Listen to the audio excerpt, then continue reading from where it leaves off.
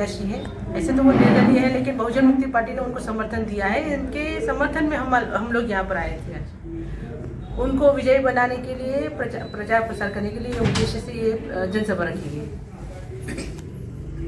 वामन जी का यहाँ आना नहीं हुआ? नहीं, उनका पहले से शेड्यूल टाइट है। वो दूसरी सभा कर रहे थे और थोड़े मिसअंडरस्टैंडिंग के कारण हम लोग ही यहाँ पर फिर सभा लेने के लिए आए सर।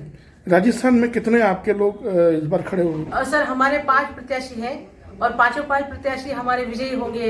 इस तरह से हमारे इस बार बीजेपी को हम लोग टक्कर देने के लिए हमारे 5 प्रत्याशी खड़े हुए हैं। कहाँ से खड़े हुए? एक तो झुंझुनू से है, उदयपुर, ये अपना अजमेर, बाड़मेर और एक है उदयपुर।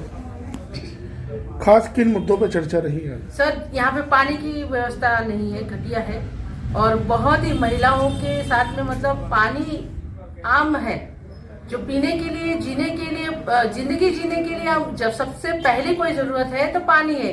तो पानी ही नहीं मिल रहा है लोगों को, तो वो पानी की किस तरह से सुविधा किया जाए। हमारा उम्मीदवार है कि वो जब आएंगे जीतकर तो उनकी पहली जो समस्या है वो पूरी करेंगे। और तो और है कि जिस तरह से महिलाओं को मूर्ख बनाया जा रहा है मोदी सरकार के अंदर। पहले कहा था कि आप मुझे जीत कर लाओ तो मैं 15 लाख रुपया दूंगा, लेकिन जब मोदी को पूछा गया कि भाई आप जीत कर आए हैं तो 12 लाख नौकरियां कहाँ है, 15 लाख रुपया कहाँ है, तो अमित शाह ने कहा वो तो जीतने के लिए जुमला था। तो अभी मोदी जी कह रहे हैं कि हम लोग लखपति दीदी बनाएंगे, तो दीदी को मतलब महिलाओं को बेवकूफ बना रहे। इतनी भारी 50% संख्या महिलाएं हैं और आरक्षण की बातें कर रहे थे, तो आरक्षण दो ना, अधिकार दो ना, तो हमारी महिलाएं खुद ब खुद सब कुछ ले लेगी। आप पढ़ी लिखी महिलाओं को नौकरी दो तो नौकरी मिलेगी, तो उनको 5 किलो मुफ्त के राशन की जरूरत नहीं है। हमारे भाइयों को, हमारे बच्चों को मुफ्त का अनाज नहीं चाहिए। हमें मान सम्मान और स्वाभिमान की जिंदगी जीने वाले लोग हैं। हमको आप नौकरी दो, रोजगार दो।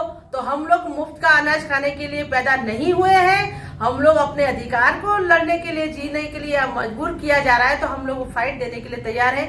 हम लोग, हमारी प्रेमलता शाक्य मैडम जीत कर आएगी और बेरोजगारों को रोजगार देगी। महिलाओं को हर महीने 11,000 रुपया देने का उन्होंने दावा किया है। और जिनको मान लीजिए कि नौकरी नहीं मिल रही है और ऐसे बच्चे हैं, क्योंकि तुरंत नौकरी तो नहीं मिलेगी ना, तो उनके लिए हम लोग समय प्रोवाइड करेंगे। इतने समय में इतनी नौकरियां दिया जाएगा, और जब तक नौकरी नहीं मिलती है ऐसे बच्चों को हम लोग रोजगारी भत्ता देंगे, और जब उनको नौकरी मिल जाएगी तो भत्ता बंद कर देंगे, उनको वेतन मिलेगा। सर आपके हिसाब से इस बार चर्चा है कि 400 पार? नहीं, वो तो झूठा है। जब तक ईवीएम रहेगा तो 400 पार, 500 पार बोलना चाहिए ना। बोलने के लिए क्या है, मोदी जी को तो फेंकू है, बहुत फेंकते रहते हैं। उनको फेंकने में तो अव्वल नंबर है, तो फेंकने के लिए तो अभी हम लोग उनको फाइट दे रहे हैं ना। सब देखते हैं ना उनको कितनी 500 क्या कितनी आते हैं। हम उनको इस बार उनको सही में, जब वो सत्ता पर आए थे, जब बीजेपी बनी थी, जनसंघ बना था, तो उनको कैंडिडेट नहीं मिल नहीं रहे थे। एक समय आएगा सर, देख लीजिएगा, 29 के अंदर जब चुनाव होगा ना बीजेपी को, तब उनको कैंडिडेट भी नहीं मिलेगा।